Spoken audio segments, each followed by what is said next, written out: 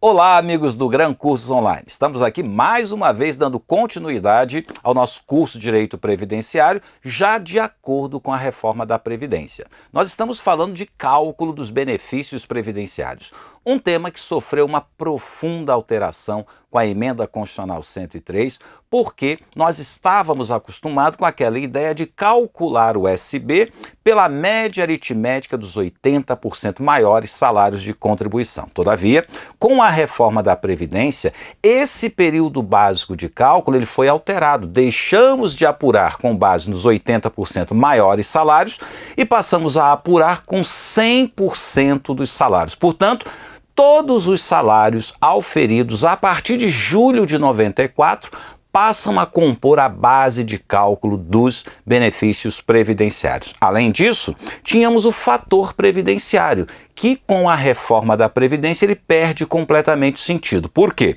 Como é que se calculava antigamente? Você fazia a média aritmética dos 80% maiores salários e caso o benefício a ser postulado fosse a aposentadoria por tempo de contribuição, a gente ia lá e aplicava o fator previdenciário. No entanto, quando a gente muda a base de cálculo, sai de 80% para 100%, no final não é esse o resultado que vai ser a base dos benefícios. Por quê? A ideia é: faz a média, aplica o percentual de 60% e aí nós vamos agregando 2% para cada ano que supere os 20 anos. Claro que existem exceções. No caso das mulheres, no regime geral de previdência social, o acréscimo de 2% é a partir dos 15 anos. Quando uma aposentadoria por incapacidade permanente decorre de um acidente do trabalho, o percentual é integral, é de 100%. Contudo, o fator previdenciário, ele ainda vai ser usado por conta de uma das regras de transição aplicável ao regime geral de previdência social, tá? Então, sobram duas situações para aplicação do fator previdenciário. Uma é quando ocorre o direito adquirido, ou seja, todos os elementos para a concessão do benefício foram reunidos antes da alteração da reforma, eu ainda posso usar o fator previdenciário, e nesta regra de transição presente no artigo 17 da Emenda Constitucional de número 103. Vamos lá então, primeiro dar uma olhada na regra de transição e depois a gente fala um pouco sobre o fator previdenciário. Combinado? Corta aqui para a tela. Tá aí a matéria, o professor, hoje, é a segunda parte da aula de cálculo de benefícios e como eu havia combinado com vocês, tá aqui o artigo 17 que traz aquela regra de transição que a gente chama de pedágio de 50%. De acordo com o artigo 17, ao segurado filiado ao regime geral de Previdência Social até a data de entrada em vigor desta emenda e que na referida data contar com mais de 28 anos de contribuição se mulher e 33 anos de contribuição se homem, fica assegurado o direito à aposentadoria quando preencher cumulativamente os seguintes requisitos. Pois bem, guarde o seguinte: existem várias regras de transição, principalmente no regime geral de Previdência Social. Existe uma regra que é comum, vale tanto para o RGPS quanto para o regime próprio dos servidores. No entanto, essa regra do pedágio de 50%, ela é exclusiva do regime geral de previdência social. E ela vai ser aplicável quando o segurado estiver, segundo as regras antigas, faltando apenas 2 anos para completar o tempo mínimo. No caso do homem, 35, então ele teria que ter no mínimo 33 anos. No caso da mulher, que a regra antiga exigia 30 anos, ela teria que ter no mínimo 28 anos. Portanto, os segurados antigos, que estavam faltando apenas 2 anos para completar o tempo mínimo, podem se aposentar por essa regra de transição extremamente simples. Como é que ela funciona? Pega o tempo mínimo, 35 para o homem, 30 para a mulher. Apenas aqueles que estão há 2 anos de completar esse tempo mínimo. Claro que ele vai ter que completar esse tempo mínimo, só que vai ter que pagar um pedágio de 50% de quê? Desse tempo que está faltando. Portanto, um homem com 33 anos, na verdade, para se aposentar por essa regra de transição, terá que trabalhar 3.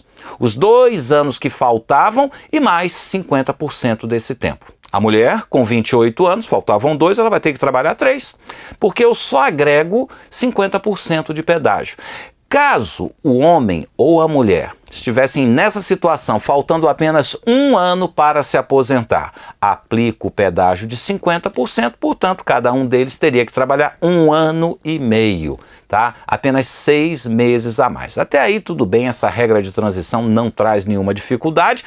A questão é, mas como que nós vamos calcular o valor desta aposentadoria no caso de aplicação do pedágio de 50%? Por isso que eu trouxe aqui, transcrevi o artigo 17 da emenda 103 para a gente conhecer a literalidade do dispositivo. Acompanha comigo aqui na tela. Então, olha só. Sujeito, né, tem que completar 35 anos, natural, isso aqui já era o requisito anterior. Mulher, 30 anos, mas como eles, né, já tem 28 no caso da mulher, 33 no caso do homem, como faltam apenas 2 anos, eu aplico um pedágio de 50% desse tempo restante. Feito isso, na hora de calcular o benefício, eu aplico a regra do parágrafo único. O benefício concedido nos termos deste artigo terá seu valor apurado de acordo com a média aritmética simples dos salários de contribuição e das remunerações calculada na forma da lei, tá? Então eu vou calcular na forma da lei. Quando eu digo na forma da lei, é porque um dia virá uma lei disciplinando o cálculo dos benefícios. No entanto, o artigo 26, que nós vimos na aula anterior, da emenda constitucional 103 de 2019, ele diz: até que lei disponha sobre cálculo de benefício, ele vai ser feito assim, tá? A média de 100% de todos os salários, aí eu aplico 60% e agrego 2% para cada ano acima de 20. Todavia, especificamente no caso dessa regra de transição, a média vai ser de 100% dos salários auferidos a partir de julho de 94, e aqui eu aplico o tal fator previdenciário. Agora na íntegra. O benefício concedido nos termos deste artigo terá seu valor apurado de acordo com a média aritmética simples dos salários de contribuição e das remunerações calculada na forma da lei. Ou seja, aquela média aritmética de 80% eu não aplico, passo a aplicar essa daqui, ó, de 100%, multiplico pelo fator previdenciário. E aí o fator previdenciário é o objeto da aula de hoje. Tranquilo? Então, corta para mim. O fator previdenciário, ele não deixou de ser aplicado. Ele vai continuar sendo aplicado ainda em 2 situações. No direito adquirido, ou seja, quem já tem condições de se aposentar para fugir das regras da reforma da Previdência, ou quem vai se aposentar pela regra de transição prevista no artigo 17 da emenda 103 de 2019, conhecida como a reforma da Previdência. Tranquilo? Então, o fator previdenciário continua valendo e ele foi criado em 1999, logo após a primeira reforma da Previdência, tendo em vista que o governo não conseguia implementar uma idade mínima para o regime geral de previdência social. Então, para a gente entender para que servia o fator previdenciário, a gente tem que voltar no tempo, ao ano de 1998. Aliás, foi o ano que eu ingressei na Procuradoria do INSS. O que aconteceu então? Com a primeira reforma da Previdência foi instituída uma idade mínima, mas apenas para servidores públicos. Na iniciativa privada, vinculada ao regime geral de previdência social, Simplesmente não havia a tal idade mínima. E por conta disso, as pessoas conseguiam se aposentar muito jovens. E isso trazia um desequilíbrio para as contas previdenciárias. Por quê? O fato de alguém se aposentar muito novo tem uma consequência nefasta para as contas da Previdência, porque ela vai receber a aposentadoria por muito tempo, diante da expectativa de sobrevida que no Brasil só aumenta. Claro, é uma notícia boa para a gente, mas para a Previdência é ruim, porque podemos até conjecturar situações em que a pessoa pagava 35 anos e recebia 40. Não há matemática que justifique uma pessoa pagar um pequeno percentual por mês de contribuição, 8, 9, né, 11%, e receber um benefício integral por mais tempo do que aquele que ele contribuiu. Então, para corrigir, digamos, essa distorção, em 99 foi criado o fator previdenciário e é uma conta, né, matemática que acaba reduzindo o valor da aposentadoria, e essa redução tem tudo a ver com a idade da pessoa. Quanto mais jovem a pessoa se aposenta, maior era a redução do benefício. É para compensar. Você tinha a opção, recebe o benefício, digamos, é um exemplo, 10 anos 100% ou 20 anos 50%. Tá? Para equilibrar tudo isso. Então, não obstante, né, a gente fazer uma média de 80% dos salários, quando eu aplicava o fator previdenciário, isso era muito reduzido. A redução poderia mesmo chegar até 60%. O que foi feito com a reforma da Previdência? Tira o fator previdenciário, que era uma fórmula, digamos, que mascarava o verdadeiro percentual da aposentadoria, e diz, olha, o percentual é 60%. E cada ano que supere 20 anos, eu vou te dar 2%. Na verdade, se trocou 6 por meia dúzia. A diferença é que o fator previdenciário trazia uma redução, só que ninguém sabia qual era essa redução. Agora o dado é objetivo. Agora você pode fazer a conta. Olha, eu tenho aí 30 anos. Significa então que eu vou receber 80%. Porque como superou 10 anos de 20, multiplica por 2, 20, mais 60, 80. Agora facilitou a conta daquela pessoa que quer saber quanto que ela vai receber de aposentadoria. Mas a atual metodologia não é tão diferente daquela do fator previdenciário. Mas já falei tanto de fator previdenciário, o ideal é que vocês vejam a fórmula. Vamos a ela, corta aqui para a tela. Onde é que nós estamos na nossa legislação? Nós estamos aqui, ó, no artigo 29 da Lei 8.213 de 91.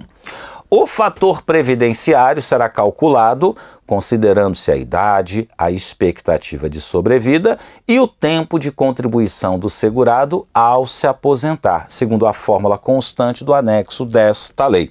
E aí, se você for no anexo, você vai encontrar essa fórmula aqui. O F é de fator previdenciário, TC é o tempo de contribuição, tempo de contribuição. E aí a gente sabe, né? Antigamente o homem, 35 anos, mulher, 30 anos. O ES é de expectativa de sobrevida, tá? O A é uma alíquota atuarial, cujo valor é de 0,31. O ID é a idade, e aí repete, tempo de contribuição vezes A. O resultado dessa conta aqui é um valor próximo a 1. Ele pode ser maior que 1, como pode ser menor que 1. Quando o resultado dessa conta dava menos que 1, a consequência era reduzir o valor do benefício. Quando o resultado dava mais que 1, o resultado era aumentar o valor do benefício. Mas qual o grande vilão do fator previdenciário? É este, a expectativa de sobrevida. Por quê? Quanto maior for a expectativa de sobrevida, menor é o resultado do fator previdenciário. Ele poderia dar 0,6, 0,7. poderia dar 0,8 e assim sucessivamente. Se o resultado fosse um 0,7, significaria que a pessoa receberia apenas 70% do valor da média aritmética. Bom, como eu falei agora há pouco, o fator previdenciário ainda vai ser aplicado no caso do pedágio de 50%. Esse pedágio de 50%, ele é exclusivo. Ele só pode ser aplicado no regime geral de previdência social e apenas para aqueles que estão há 2 anos ou menos de completar o tempo mínimo, de 35 ou 30 anos, tá? Então ele ainda pode ser aplicável. É interessante decorar essa fórmula? Nem tanto. É mais importante você entendê-la. O que significa entender a fórmula do fator previdenciário? É o seguinte: quanto maior é o meu tempo de contribuição, menor é a minha expectativa de sobrevida. E inversamente proporcional. Quanto maior a minha expectativa de sobrevida, menor é o meu tempo de contribuição.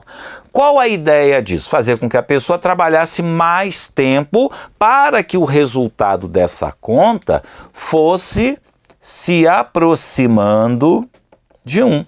Porque se ela conseguir chegar a 1, significa que não houve qualquer redução no valor da média aritmética. Então, era o grande objetivo das pessoas deixar para se aposentar mais tarde para reduzir ao máximo a perda no valor da sua aposentadoria. Então, foi criado até aquela fórmula, a outra, né? 8595, que ano passado tinha aumentado para 8696. O que ela significava? Somando tempo com idade, mulher alcançou 86, a gente não aplicava o fator previdenciário. No caso do homem, somando idade com tempo de contribuição, ou seja, 96, o fator previdenciário não seria aplicável. Se a gente fizer uma continha muito rápida, vocês vão entender. No caso do homem, 35 anos mais 60, o que eu encontrava? O 95. Esse daqui. Só que a partir de 2018, nós vamos agregando um ponto, passou a 96. Portanto, a pessoa poderia trabalhar 35 anos e meio e aqui 60 anos e meio para alcançar o quê? O 96. Seria a metodologia para a pessoa não ter sua aposentadoria reduzida pela não aplicação do fator previdenciário. Ou seja, em outras palavras, hoje, né, nós sabemos, o homem, novo trabalhador, vai se aposentar aos 65. A mulher, nova trabalhadora, vai se aposentar aos 62. Para os antigos, eles fizeram uma regra de transição, aliás, várias regras de transição, para a pessoa conseguir se aposentar um pouco mais cedo. Agora, isso não é nenhum tipo de benesse, porque, olha, já vinha acontecendo antes mesmo da reforma. Indiretamente, a legislação já tinha sido alterada para forçar a pessoa a trabalhar cada vez mais, ou pelo medo da aplicação do fator previdenciário, ou pelo menos para alcançar os requisitos da fórmula 8696 e não ter o fator previdenciário aplicado no seu benefício. Ou seja, tudo isso, né, que a gente tem falado, corta para mim, aqui da reforma da Previdência, agora a pessoa vai ter que trabalhar até muito tarde. Não, não é bem assim. Isso já vinha acontecendo pelo menos 20 anos. Indiretamente se forçava o sujeito a trabalhar mais. Como é que você força alguém indiretamente a trabalhar mais? Com uma ameaça. Olha, se você se aposentar com 50 e poucos anos, você vai ter só 60% do valor do benefício. Agora, se você continuar trabalhando, trabalhar um pouco mais, deixar para se aposentar próximo dos 60 anos, você não vai ter redução nenhuma. Agora a gente tira essa máscara que existia na legislação anterior e objetivamente diz: não quer ter prejuízo, trabalhe até perto ali dos 60 anos. Ou seja, trocamos 6 por meia dúzia, né? Antes havia, tudo bem, a faculdade, eu poderia até me aposentar cedo, ainda que a redução fosse drástica, tá? Mas o ideal era realmente se aposentar um pouco mais tarde. Agora, jogar as cartas na mesa. Você vai trabalhar até mais tarde para pelo menos tentar levar um benefício integral, ou seja, as regras foram sendo endurecidas nos últimos 20 anos, mas isso já vem acontecendo há muito tempo. Para quem assiste às minhas aulas há mais tempo, eu sempre disse isso, olha, a aposentadoria por tempo de contribuição ela já acabou, ela só existe no papel. Na prática, as pessoas estão se aposentando próximo à idade da aposentadoria por idade, porque elas querem não, por medo de ter a redução no valor do seu benefício. O curioso é que agora eu poderia até me aposentar com menos tempo, no entanto o valor ele vai ser drasticamente reduzido.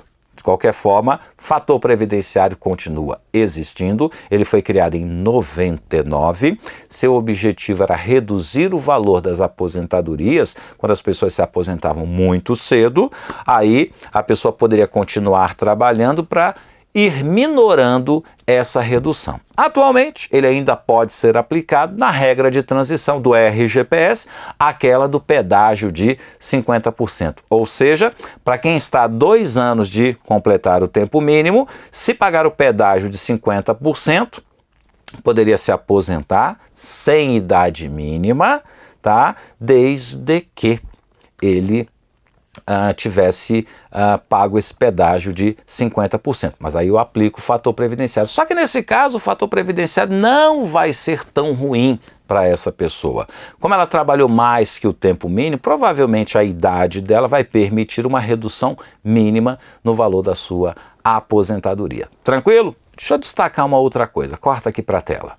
Para quem não prestou atenção, eu disse que essa regra de transição é para quem está faltando 2 anos para completar 35 ou 30, ok? Beleza. Só que essa regra de pedágio aqui de 50%, olha que curioso, não se aplica a professor. Então, o professor, infelizmente, ele não será beneficiado pela regra do pedágio de 50%. Ele pode fazer uso de outras regras de transição, pode ser a dos pontos, pode ser aquela que conjuga idade com o tempo, mas a do pedágio de 50%, o professor, ele não pode fazer uso, tá? Aliás, professor e fator previdenciário nunca se deram bem. Sabe por quê? Vamos lá. Tempo de contribuição. O homem chega aqui e vai colocar 35 anos. Tudo bem que ele vai converter em dias, tá? Mas é o equivalente a 35 anos. Uma mulher, se ela chegar aqui e colocar 30 anos, ela já sairia no prejuízo, concordam? Porque um tempo menor de contribuição acarreta uma expectativa de sobrevida maior. Vamos colocar aqui uma expectativa de sobrevida, 80 anos, né? De vida, 80 anos. Se a pessoa então está com 50, ela vai viver mais 30. Se ela está com 55, ela vai viver mais 25. Em linhas gerais, é assim que funciona, certo? Então, se a mulher, né, trabalha menos 5 anos que o homem, ela sai no prejuízo, porque ela vai ter um tempo menor de contribuição e uma expectativa de vida maior. Isso é ruim. Então, a própria legislação previa uma compensação. Dizia assim, mulher, quando você aplicar a fórmula do fator, pode somar mais 5 anos. Quem é que está dando esses 5 anos? A lei. Para ela, pelo menos, em igualdade de condições, ter o seu benefício calculado igual ao do homem. Se eu somar mais 5 para a mulher, ficou igual ao homem, 35 anos. E aí, como o IBGE formula uma tábua de mortalidade idêntica para homens e mulheres, aqui ela não vai ter prejuízo. Pronto, resolvemos o problema da mulher. E no caso de professor e professora, que eu também aplicava a fórmula do fator previdenciário, o problema era maior, porque a mulher professora, ela só precisava trabalhar 25 anos. Imagine eu colocar 25 anos na fórmula do fator previdenciário. Para compensar, a lei dizia, olha, para a professora você chega aqui e soma 10, para igualar, ficar com 35. E no caso do professor, que tinha que trabalhar 30 anos, para ele você soma 5 anos, que aí completa 35. Ou seja, o fator previdenciário, ele nunca prejudicou ninguém pelo fato de ser mulher, pelo fato de ser professor ou pelo fato de ser uma professora, porque a própria legislação previa compensação em relação ao tempo menor de atividade. Tranquilo? Bom, nós estamos no artigo 29, já vimos que o parágrafo 7º é o que introduz o fator previdenciário no sistema jurídico, e aí a gente continua, também já descrevemos aqui o que é que significa cada um dos componentes da fórmula, tá? Aqui está de forma mais organizada. O ID é a idade, TC é tempo de contribuição, ES é a expectativa de sobrevida, tá? Não é X aqui, porque esse S é daqui, tá? É da expectativa de sobrevida. Não é S de expectativa, não, só para esclarecer. E a alíquota, né, atuarial de 0,31, ela advém do seguinte: quando você é empregado, a empresa não paga 20%, sim, e a maior alíquota para o empregado não é de 11%, então, somando os dois, dá 31%, vocês sabem, né? 31 por 100, 0,31, igualzinho, tá? É a justificativa de onde veio esse 0,31. E aí, ó, para efeito de fator previdenciário, a expectativa de sobrevida do segurado na idade da aposentadoria será obtida a partir da tábua completa de mortalidade construída pela Fundação IBGE, considerando-se a média nacional única para ambos os sexos. Então, naquela história ali de TC vezes A, aqui embaixo a expectativa de sobrevida, ela é a mesma para homens e mulheres. Igualzinho, tá? É o que diz, então, o parágrafo 8º do artigo 29. Por sua vez, o parágrafo 9º, ele trata exatamente daqueles ajustes que eu havia comentado com vocês agora há pouco. Se for mulher, a gente vai somar 5 anos. Se for professor, mais 5 anos, aí o 30 vira 35. No caso, se for uma professora, aí o cômputo é de mais 10. Então, esse é o ajuste que a gente tem que fazer no tal fator previdenciário, tá? Salários de contribuição. A reforma da Previdência não alterou absolutamente nada, tá? Vou colocar aqui, ó, julho de 1994, e a qualquer momento uma pessoa pode pedir o benefício. Se ela pede o benefício aqui, eu tenho que apurar o SB. Esse SB será apurado pela média de 100% de todos os salários a partir de julho de 94. Mas e se a pessoa começou a trabalhar aqui em 2000? Bom, aí é daqui para lá. É de julho de 94 ou a partir do momento que a pessoa começou a trabalhar. Se a pessoa começou a trabalhar em 1990, bom, esquece, eu só vou considerar os salários daqui para lá. Agora, curioso, né, que o STJ adotou o seguinte entendimento: revisão da vida toda. Tá? Para quem ouviu falar disso, revisão da vida toda, é o seguinte: o STJ diz o seguinte: não, esquece esse marco temporal, julho de 94, e eu vou simplesmente utilizar todos os salários que a pessoa recebeu na vida. Se por acaso ela começou a trabalhar em 1990, eu vou usar todos os salários a partir de quando ela começou a trabalhar. Então, a jurisprudência do STJ tem caminhado no sentido de recusar esse limite temporal de julho de 94, que é o mês de implantação do Plano Real. Essa jurisprudência do STJ, que afasta o limite temporal de julho de 94, tem sido nomeada como sendo revisão da vida toda. Então, se alguém teve o benefício concedido, calculado com base nos salários recebidos a partir de julho de 94, se ele ingressa na justiça e pede a revisão da vida toda, o que é que a jurisprudência diz? Que eu vou refazer a conta e vou considerar inclusive os salários anteriores à implantação do Plano Real. Apenas uma menção, né, porque tem se falado muito dessa revisão da vida toda, você então já fica ciente do que se trata, tá? É simplesmente usar todos os salários que a pessoa recebeu ao longo da sua vida, sem considerar o limite temporal de julho de 94, e julho de 94 foi quando implantou-se o Plano Real. Rapidamente, por que julho de 94? Porque este período aqui, ó, é um período de muita inflação. É como se o Plano Real quisesse retirar da nossa história aqueles índices absurdos de inflação mensal. Inflação de 90% no mês, inflação de 80% no mês. Para que isso aconteça, o que um plano econômico faz? Ele simplesmente expurga da economia a indexação inflacionária, porque virou uma bola de neve, né? Você tem aqui 80% de inflação nesse mês. Se você é trabalhador, o que você quer? Que seu salário aumente em 80%, né? Aumentou, só que aqui foi 90% de inflação. Ah, então eu quero que aplique 90% no meu salário, vira uma bola de neve, nunca acaba. O que o Plano Real chegou? Além de outras medidas. Falou, ó, esquece, essa inflação aqui, ela não cai para cá. Esquece esse passado, vamos começar do zero. Começou do zero, pronto.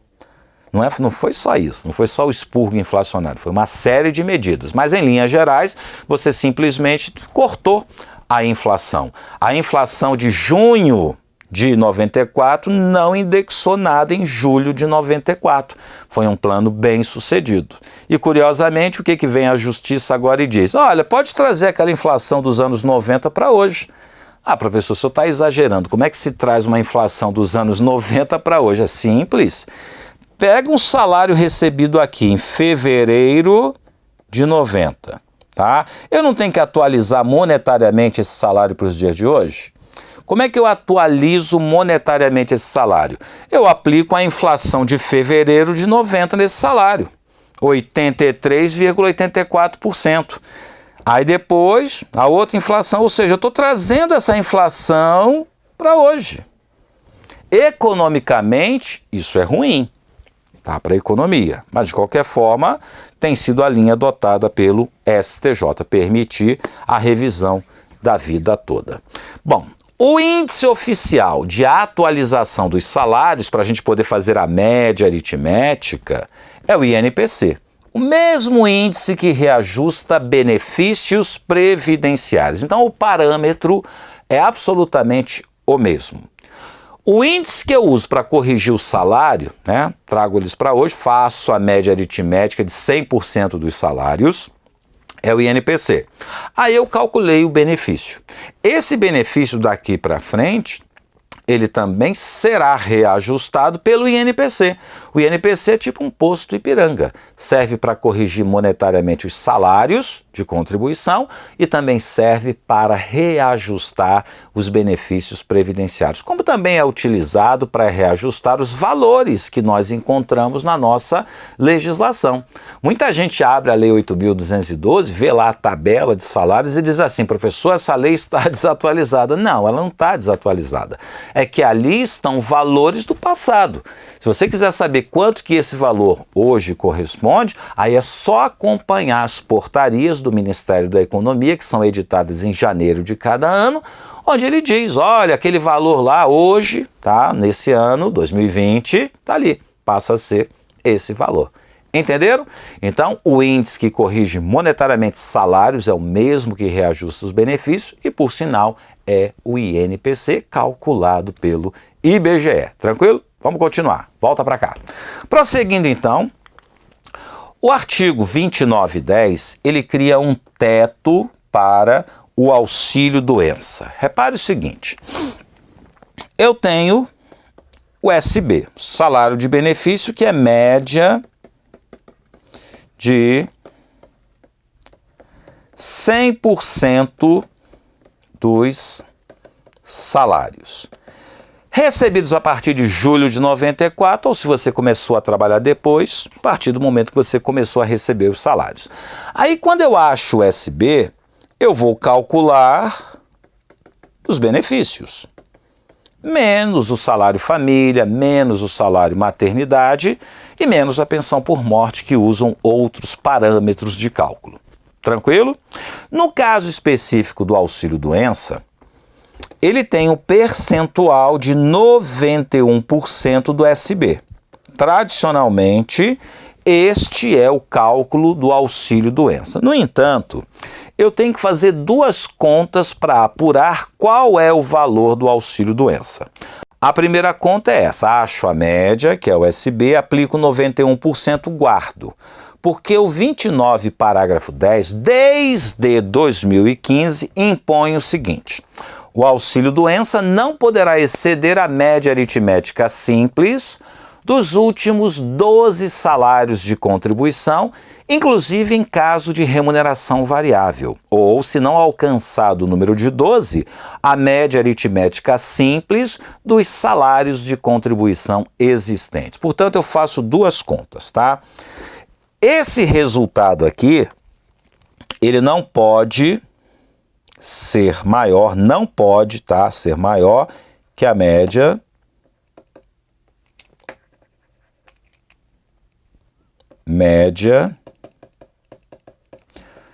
dos 12 últimos.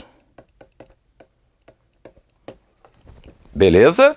Não pode ser maior, tá? Então, na verdade, eu faço duas contas: 91% do SB e média dos 12 últimos salários. O que for menor é o valor do auxílio-doença. Mas por que que impuseram essa limitação? A razão é apenas uma. Uma pessoa, por exemplo, ela está a vida toda recebendo no teto. Isso aqui é só para você entender. Recebe no teto, mas perdeu o emprego, está desempregada. Ao invés de usufruir aquele período de graça, o que que a pessoa faz? Ela continua contribuindo, só que agora, como ela está desempregada, na condição de facultativo. E geralmente facultativo ele contribui sobre um salário mínimo. Todo mês sobre um salário mínimo. É só para continuar contando o tempo de contribuição. Então, olha a realidade dessa pessoa. Aqui ela recebia no teto e contribuía sobre o teto. Agora vem essa pessoa aqui e paga, 20% sobre um salário mínimo, que é a alíquota do facultativo, ou ela faz a opção do plano simplificado e contribui com 11% do salário mínimo. Então está pagando uma dessas duas situações. Mas aí ficou doente, vai receber o auxílio-doença. Antigamente, o auxílio-doença ele era calculado com base nesse teto. É como se a pessoa recebesse 91% do teto. E aí, qual o incentivo que essa pessoa teria em se curar se ela tinha a seguinte escolha: enquanto eu estiver doente, eu recebo 91% do teto da Previdência. Vou receber quase R$5.000 por mês. E olha que ela está desempregada.